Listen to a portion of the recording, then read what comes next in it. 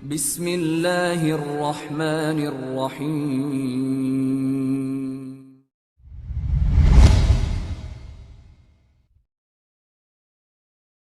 Dari zaman Uthman bin Affan, Ali bin Abi Thalib, dari zaman Yazid bin Muawiyah, banyak upaya-upaya dari pasukan muslimin menyerang Konstantinopel, tapi tidak pernah berhasil.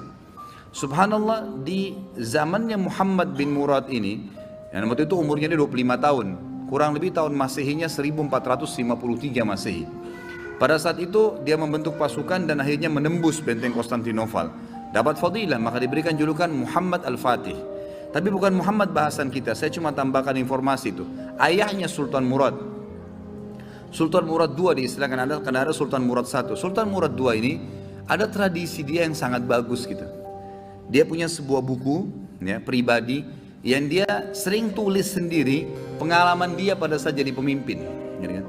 Salah satu tradisi beliau ini, setiap malam beliau kadang-kadang sering keluar tapi pakai baju biasa.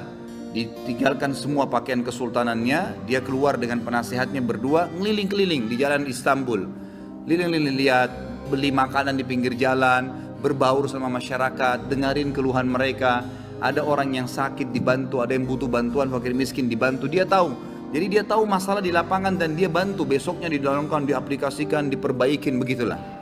Satu malam, dalam salah satu bukunya, dalam satu lembaran buku sejarah hidupnya, beliau bilang, satu malam saya nggak bisa tidur. Kemudian saya bilang sama penasihat saya, coba malam ini kita sama-sama yuk pergi keluar seperti biasa nyamar. Baiklah, jalanlah berdua ini. Begitu dia jalan, tiba-tiba waktu jalan di salah satu jalan-jalan kecil di Istanbul, ada satu orang jalan pegang botol khamr. Pas depan Sultan Murad, subhanallah, dengan hikmah Allah kepleset orang itu, jatuh, kendi khamrnya pecah, mati tiba-tiba. Di tempat mati orang itu. Waktu mati, biasanya kalau ada orang seperti ini jatuh tiba-tiba, umumnya kan banyak orang yang datang melihat ada apa keadaannya.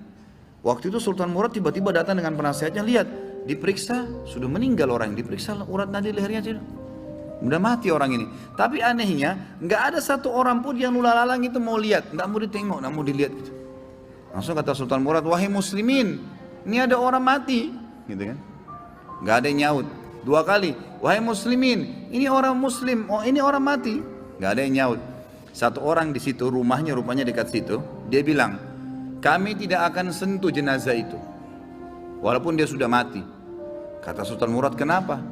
Dia bilang, tidak anda lihat, dia pegang khamar, orang ini fasik, ahli maksiat, setiap malam zina, setiap malam mabuk. Kami nggak mau sentuh jenazahnya, kami nggak mau. Kata Sultan Murad, tapi kan dia dari kaum muslimin. Kalau kalian tidak mau mengurus jenazahnya, tunjukkan saya di mana rumahnya, biar saya yang bawa ke rumahnya. Ada beberapa orang, ringkas cerita, membantu Sultan Murad datang ke rumahnya. Diketok pintu, dibuka, istrinya lihat suaminya meninggal, nangis. Seperti umumnya biasa wanita, menangis, kemudian masuklah. Yang lain ini orang-orang yang tadi nunjukin rumah itu sudah pulang semua, tinggal Sultan Murad sama penasehatnya.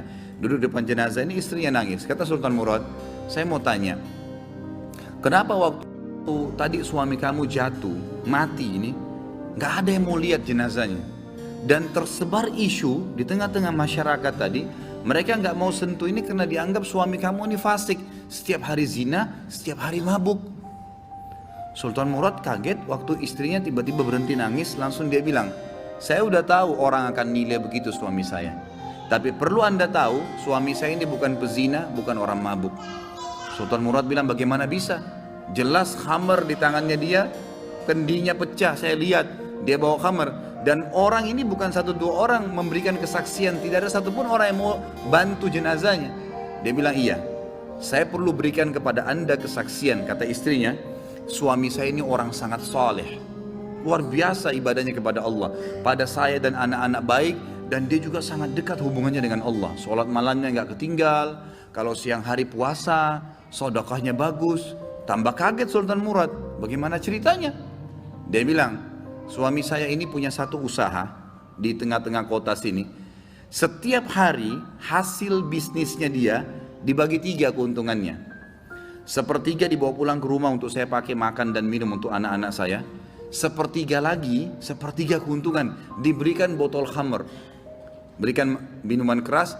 Dia bawa pulang ke rumah, dibuang di WC. Dia nggak minum, dibuang di WC. Terus dia bilang apa depan saya, kata istrinya, itu yang berikan kesaksian. Setelah dia buang, dia bilang, segala puji bagi Allah, minimal membuat saya ya mengurangi orang muslim yang mabuk hari ini. Terus sepertiga lagi yang tersisa, dia datangi tempat perzinahan, lalu dia bilang sama yang punya tempat perzinahan, ini berapa orang wanita di sini pezina? 10 orang. Berapa bayarannya kalau perempuan satu malam sampai besok pagi dibayar? Kata si tempat punya tempat sekian, dikasih sama dia, sepertiga untungnya nih, 10 orang ini semua saya booking malam ini, tutup tempat kalian. Ini sudah milik saya, sudah dapat uang kan? Gak ada perzinahan, tutup. Dia pulang ke rumahnya. Orang pikir waktu dia masuk ke kios khamar, beli khamar, dia minum. Orang pikir waktu dia masuk tempat zina, dia berzina. Padahal sebenarnya dia malah suruh tutup. Dia pulang, kata istrinya, lalu dia bilang, segala puji bagi Allah yang minimal membuat saya malam ini memberhentikan beberapa anak muda muslim zina. Bayangkan, pernah gak kita terfikir buat perbuatan begini? Tak terlintas. Tapi karena kedekatannya dengan Allah, Allah bukakan dia jalan ibadah yang tidak masuk di akal kita gitu. Lalu istrinya bilang, saya pernah bilang sama suami saya, kalau begini perilakumu, kapan kamu mati, nanti jenazah kamu gak diurus sama kaum muslimin. Ternyata terjadi, kata istrinya, jenazahnya gak ada yang urus. Tapi waktu itu suami saya sempat senyum, dan suami saya bilang, tenang aja hai istriku. Kalau saya mati, yang sholati saya nanti khalifah, sultan, penasehatnya, dan juga seluruh ulama Istanbul. Sultan Murad waktu itu menangis, lalu mengatakan, suamimu benar. Saya Sultan Murad, khalifah muslimin, saya akan urus jenazah suamimu. Saya akan, ini penasehat saya, kami akan sholati dan saya akan undang seluruh ulama di Istanbul untuk mensolatinya. Kedekatan diri seseorang pada Allah, Allah akan bukakan kita di lini-lini ibadah yang kita tidak sampai, tidak sadar gitu, tidak sangka gitu ya.